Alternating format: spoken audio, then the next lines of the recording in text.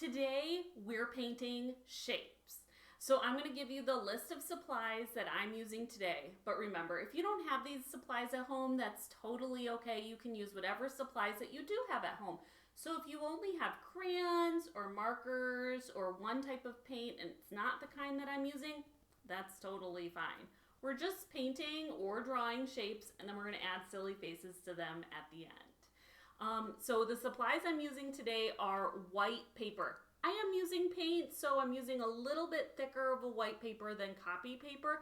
This is an 80 weight paper, but whatever paper you have at home is fine. I have a collection of brushes. So you remember your round brushes are great for filling in the shapes. They're also great for making circles or swirly lines. But if you want really great, crisp, clean lines for shapes like a square or a rectangle, and you want really great points on your triangles, you might want a flat brush. It's just a brush where the bristles are lined up in a row, so it makes it easier to paint the shapes that are really precise, like a triangle or a square. I also have water in a water cup.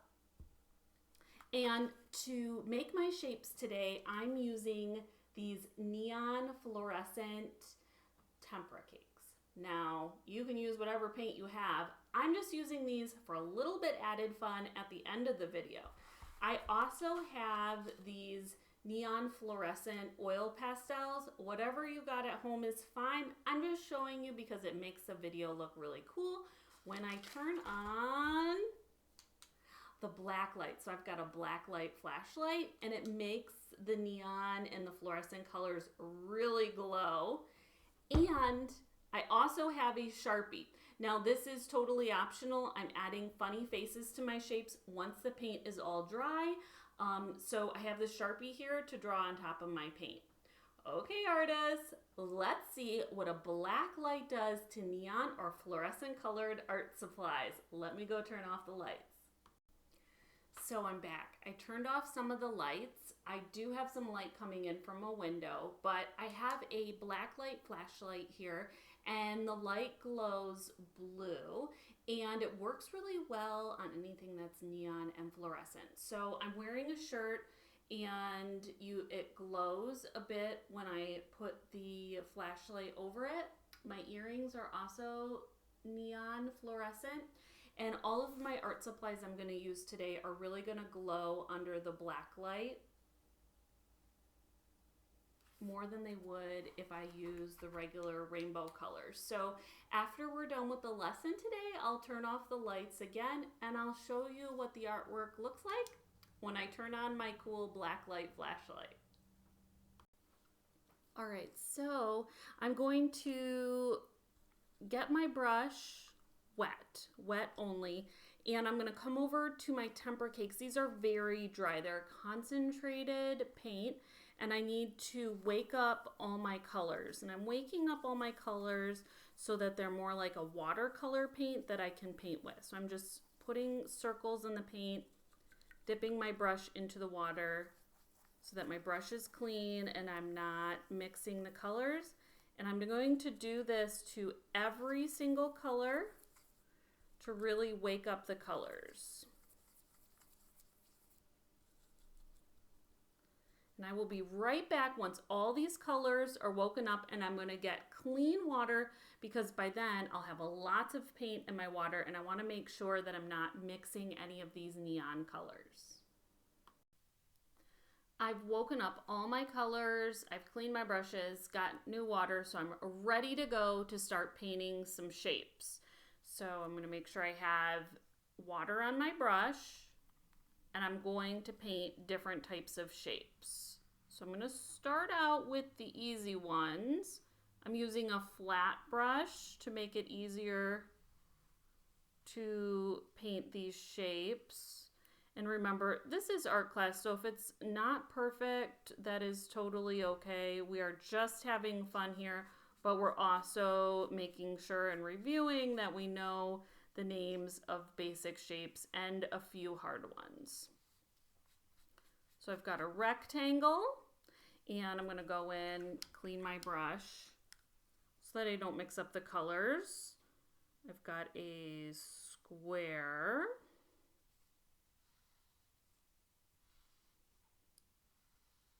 Now, if you have a few different brushes, what you can do is do the straight lines with your flat brush, and then you can take your flat brush and you can go back and forth painting like this, or you can paint the inside with your round brush, whatever you want to do. Clean my brush.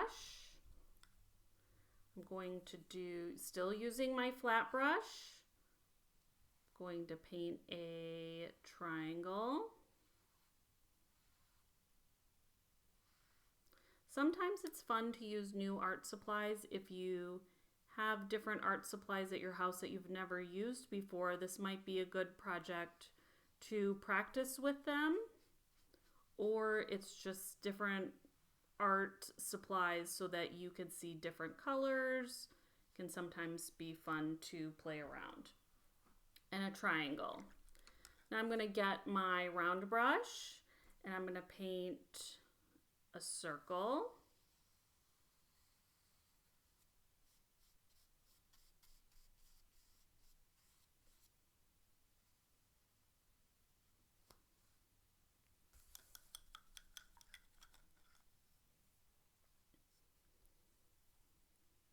An oval.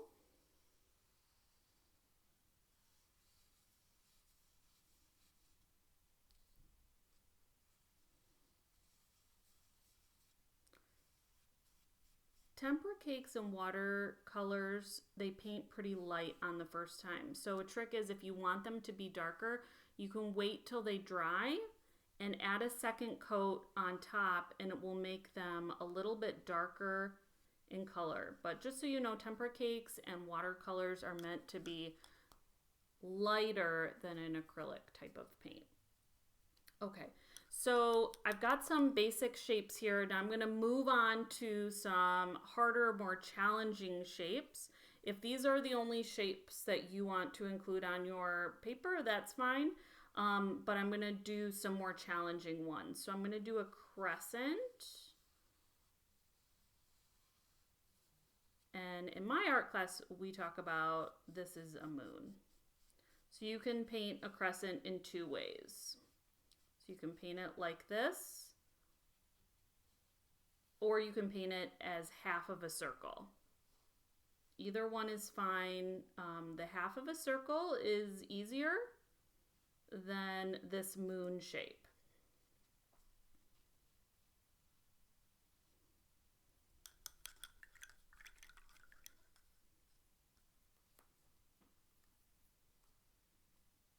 A star.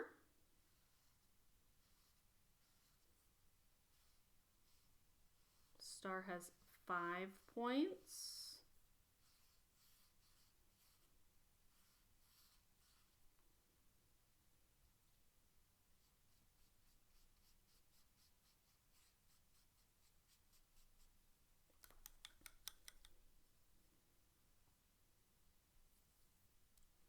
A pentagon.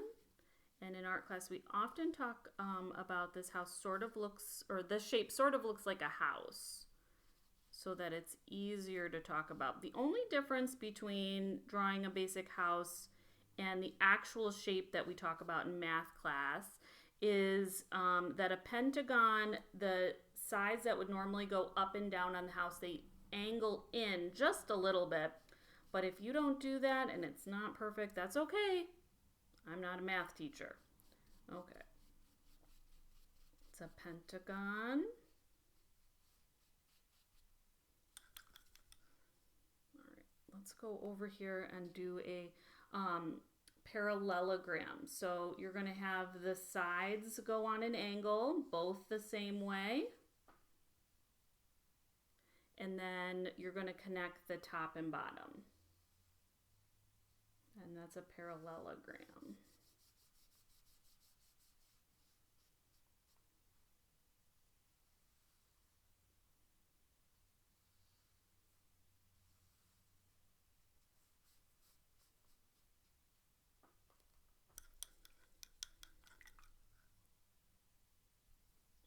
going to do one more. I'm going to fit it right here. And that's going to be everybody's favorite shape, a heart.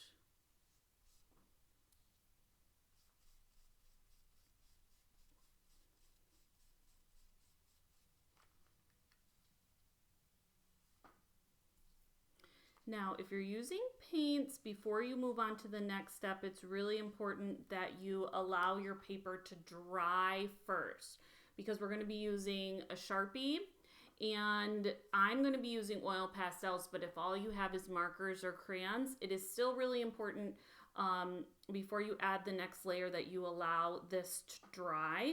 So I'm going to let my paper dry, and I will be right back once it's dry to show you how to add all the funny little faces on my shapes.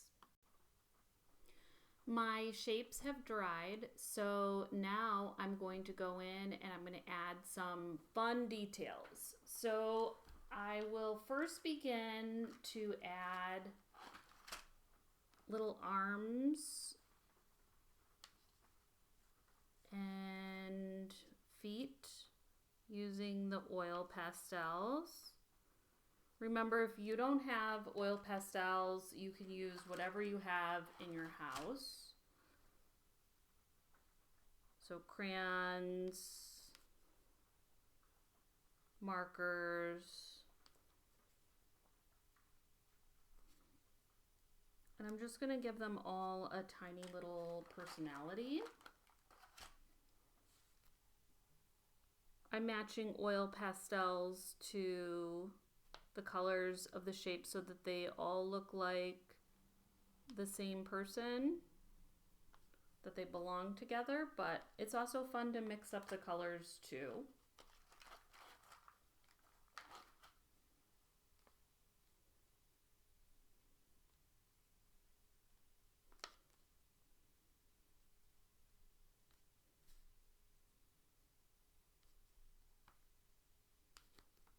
And you don't have to do this to all of yours. You can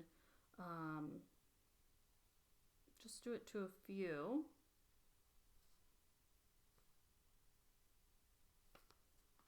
Or maybe just add feet to some and hands to the others. Totally up to you. Make it your own. This lady is gonna get some earrings.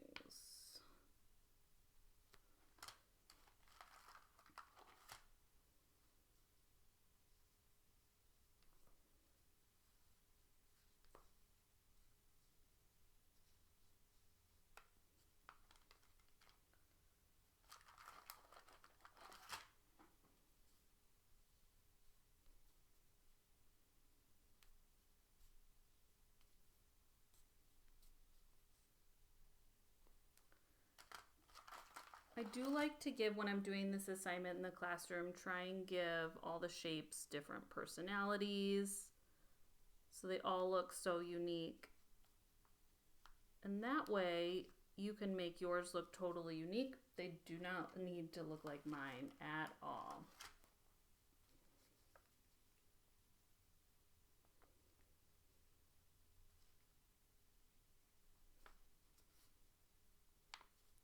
Okay, so now I'm done with the hands, feet, and this lady gets some earrings. So now I'm going to add some fun faces. So you can start off by giving just a regular face. I like to color in the eyes. Eyes and mouths, and maybe a little nose. And then if you want to give them even bigger personalities, you could give them eyebrows, or if you want to give them eyelashes. This lady definitely needs some fancy lips for her lipstick.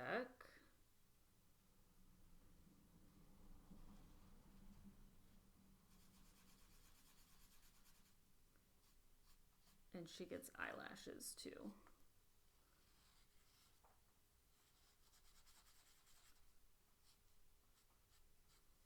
And I'm just gonna go around and I'm gonna give everybody different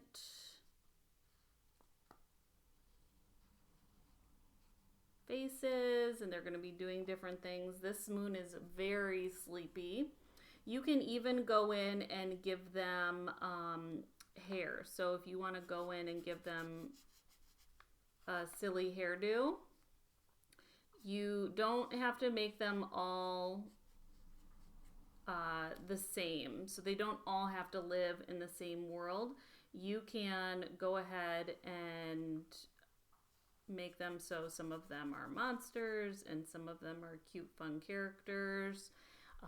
This is totally up to you.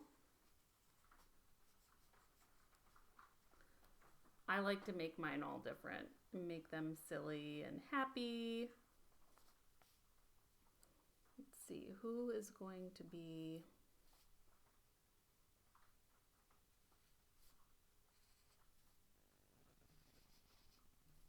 We like to give some indifferent type looks.